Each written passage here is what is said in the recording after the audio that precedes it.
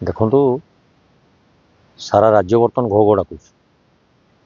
ମହିଳାମାନଙ୍କ ସୁରକ୍ଷା ଦାବିରେ ଆମେ ବିଧାନସଭାରେ ପ୍ରସଙ୍ଗ ଉଠାଇଥିଲା ବେଳେ ସରକାରକୁ ଅଣଦେଖା କରି ଆମମାନଙ୍କୁ ବିଧାନସଭାରୁ ସସ୍ପେଣ୍ଡ କରିଥିଲେ।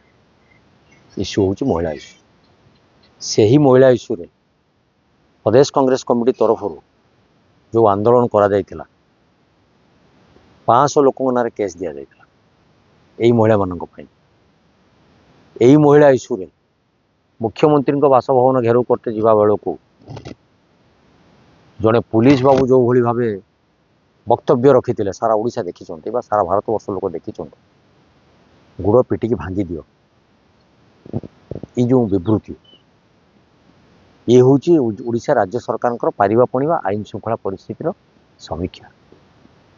ତେଣୁ ମୁଁ ଆଜି ଆପଣମାନଙ୍କୁ ଅବଗତି କରିବାକୁ ଚାହୁଁଛି, ଯେଉଁ ଛାତ୍ରୀଟି ଆଜି ମୃତ୍ୟୁ ସହିତ ସଂଗ୍ରାମ କରୁଛି ସେ ଛାତ୍ରୀ କେଉଁଥିରେ? ଅଖିଳ ଭାରତୀୟ ବିଦ୍ୟାର୍ଥୀ ପରିଷଦର ଜଣେ ସେ ଛାତ୍ରୀ ନେତ୍ରୀ, ଏବଂ ସରକାର ତାକୁ ସୁରକ୍ଷା ଦେବାର ବିଫଳ, ଯେଉଁଟାକି ସରକାରଙ୍କର ଅଖିଳ ଭାରତୀୟ ବିଦ୍ୟାର୍ଥୀ ପରିଷଦ ଗୋଟେ ଅଙ୍ଗାଙ୍ଗୀ ଭାବେ ଜଡ଼ିତ ସେ ଛାତ୍ର ସଂଗଠନ। ଦୁଃଖର କଥା, ଲଜ୍ଜାକର କଥା ଆଜି ଦେଖୁଥିଲି ସୋସିଆଲ ମିଡ଼ିଆରେ, ଯେତେବେଳେ କଂଗ୍ରେସର ବିଧାୟିକା ଏବଂ କିଛି ପର୍ଯ୍ୟବେକ୍ଷକ ଆସି ତାଙ୍କୁ ଯାଇଛନ୍ତି ସେ ଛାତ୍ରୀକୁ ସମବେଦନା ଜଣାଇବା ପାଇଁ ବା ତାକୁ ଦେଖା କରିବା ପାଇଁ, ତାଙ୍କୁ ସେଠି ବାଟ ଓଗାଳୁ। ଆରେ ମା, ତମେ କାହାକୁ ବାଟ ଓଗାଳୁଛ? ଗଣତନ୍ତ୍ରର କଣ୍ଠରୋଧ କଲେ କିଛି ବୁଝି ହେବନି, କିଛି ସୁଫଳ ମିଳିବନି। କେଉଁଠି ଥିଲା ତମର ସେ ପାରିବା ପଣିଆ? ତମ ଛାତ୍ରୀ ନେତ୍ରୀ ଯେତେବେଳେ ତମର ସାଂସଦ, ପୁଲିସର ମୁଖ୍ୟ ଅଧିକାରୀ, ମାନ୍ୟବର ମୁଖ୍ୟମନ୍ତ୍ରୀ, ମାନ୍ୟବର ଶିକ୍ଷାମନ୍ତ୍ରୀ, ମାନ୍ୟବର କେନ୍ଦ୍ର ଶିକ୍ଷାମନ୍ତ୍ରୀ ସମସ୍ତଙ୍କୁ ସେ ଟ୍ୱିଟ୍ କରିକି ଏ କଥାକୁ ଅବଗତ କରିଛି।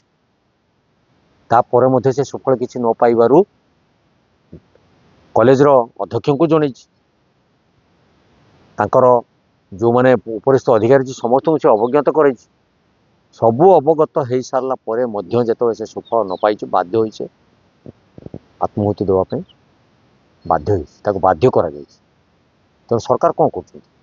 ସରକାର କେବଳ ବିକାଶର ବାର୍ତ୍ତା ବାଣ୍ଟୁଛନ୍ତି, ନାରୀମାନଙ୍କ ସୁରକ୍ଷା କଥା କହିଲା ବେଳକୁ କଂଗ୍ରେସର ବାତାବରଣ ଦେଉଛନ୍ତି, କଂଗ୍ରେସର ଉଦାହରଣ ଦେଉଛନ୍ତି, ଲୋକମାନଙ୍କୁ ଏଥିରୁ ଦୃଷ୍ଟି ହଟାଇବା ପାଇଁ ବିଭିନ୍ନ କଳ କୌଶଳ ପ୍ରୟୋଗ କରୁଛନ୍ତି। ତେଣୁ ଏ କଥା 24 ବର୍ଷର ବିଜେଡି ସରକାରରେ ଯେତିକି ନାରୀ ଦୁଷ୍କର୍ମ ହେଇନଥିଲା ବୋଲି ମୁଁ ଅନୁଭବ କରୁଛି, ଗୋଟେ ବର୍ଷରେ ସରକାର ଇତିହାସ ରଚିଲେଣି। ଦୈନନ୍ଦିନ ଆପଣ ଦେଖନ୍ତୁ କିଛି ନା କିଛି ଅଘଟଣ ମାଆମାନଙ୍କ ସହିତ ଘଟୁଛି। ଆଜି ଝିଅଟେ ସୁରକ୍ଷିତ ନୁହେଁ। ଛାତ୍ରୀ ଯଦି ଆଜି ଘରୁ ଯାଉଛି ପାଠ ପଢ଼ିବା ପାଇଁ, ମା ଶାନ୍ତିରେ ଘରେ ବସି ପାରୁନି, ସେ ଚିନ୍ତାରେ ଅଛି ଯେ ମୋ ଝିଅ ସୁରକ୍ଷିତ ଅବସ୍ଥାରେ ଫେରିବ କି ନାହିଁ। ତେଣୁ ଏବେ ମଧ୍ୟ ସମୟ ଅଛି, ସରକାର ଯଦି ନ ଚେତିବେ, ଯେଉଁଟାକୁ କଂଗ୍ରେସ ଗୋଟେ ହାସ୍ୟାସ୍ପଦ କହିକି ସେ ଉଡ଼େଇ ଦେଇଥିଲେ, ଯେ କଂଗ୍ରେସ ଯେଉଁ କଥା କହୁଛି ଆମେ ଗୃହ କମିଟି କରିବା ପାଇଁ ଯେଉଁ ତାଙ୍କୁ ଯେତେବେଳେ ଆବେଦନ କରିଥିଲୁ ବା ତାଙ୍କୁ ଦାବି ଉପସ୍ଥାପନ କରିଥିଲୁ, ଆମକୁ ସେମାନେ ସସ୍ପେଣ୍ଡ କରିଥିଲେ ବିଧାନସଭାରେ। ଏବେ ଆମେ ମଧ୍ୟ ବାର୍ତ୍ତା ମାଧ୍ୟମରେ କହୁଛୁ, ମାନ୍ୟବର ମୁଖ୍ୟମନ୍ତ୍ରୀ ସଚେତନ ହୁଅନ୍ତୁ ଏବଂ ଗୃହ କମିଟି କରନ୍ତୁ। ତତ୍ସଙ୍ଗେ ସଙ୍ଗେ ଆଇନ ଶୃଙ୍ଖଳା ପରିସ୍ଥିତି ଧୀରେ ଧୀରେ ଯେଉଁଭଳି ଭାବେ ଅବ୍ୟବସ୍ଥା ଆଡ଼କୁ ଗତି କରୁଛି, ଲୋକମାନଙ୍କୁ ନ୍ୟାୟ ଦେବା ପାଇଁ ଜାଗ୍ରତ ହୁଅନ୍ତୁ, କୁମ୍ଭକର୍ଣ୍ଣ ନିଦ୍ରାରୁ ଉଠି ପଡ଼ନ୍ତୁ। ମାଆ ମାନେ ଯେଉଁ ଅସୁରକ୍ଷିତ ଅବସ୍ଥାରେ ରାଜରାସ୍ତାରେ ଆଜିକା ଦିନରେ ଯେଉଁଭଳି ଭାବେ ଅବ୍ୟବସ୍ଥା ଭିତରେ ଅଛନ୍ତି, ତାଙ୍କୁ ସୁରକ୍ଷା ଦେବା ପାଇଁ ବ୍ୟବସ୍ଥା କରନ୍ତୁ। ନଚେତ୍ ଆଗାମୀ ଦିନରେ ଏହାଠାରୁ ତୀବ୍ରତର ଆନ୍ଦୋଳନ ହେବ।